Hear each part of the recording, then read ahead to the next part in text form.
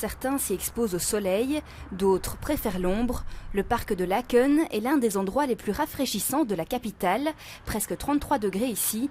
Une étude de l'IRM l'a démontré, la différence de température entre la périphérie, la campagne et la ville s'agrandit de plus en plus. C'est une moyenne sur 30 ans, 1981-2010. On a calculé cette différence justement, îlot de chaleur urbain entre une station à Molenbeek et la station rurale de Brugge. Et comme vous pouvez voir ici, donc en moyenne, c'est 2 degrés. Donc, en moyenne, ici, c'est le mois d'avril, mai, juin. La différence de température entre les deux. En moyenne, c'est 2 degrés, à peu près. Mais dès qu'il y a une vague de chaleur qui se met en place, vous voyez, en fait, on monte. Donc ici, il y avait une vague de chaleur et on monte jusqu'à peu près 6,5. Vous voyez ici, tout ce qui est rouge ici, c'est une intensification de cet îlot de chaleur urbain. Ici, à la gare du Midi, nous enregistrons une température de 34,3 degrés, soit plus d'1 degré supplémentaire que dans le parc de Laken.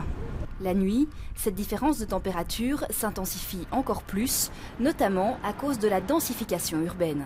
Les bâtiments sont construits de matériaux qui ont une capacité à stocker de la chaleur en fait, durant la journée, comme une journée d'aujourd'hui. Donc quand le soleil, on va avoir les radiations solaires, en fait, ces radiations vont être stockées. Et donc toute cette énergie va être stockée. À partir de 18h, toute cette énergie commence à se dégager. Donc cet îlot de chaleur urbain prend forme jusqu'à en fait être maximum durant la nuit. Autre élément de l'étude de l'IRM, à l'avenir, les vagues de chaleur seront plus longues et plus fréquentes, ce qui ne déplaît pas à certains.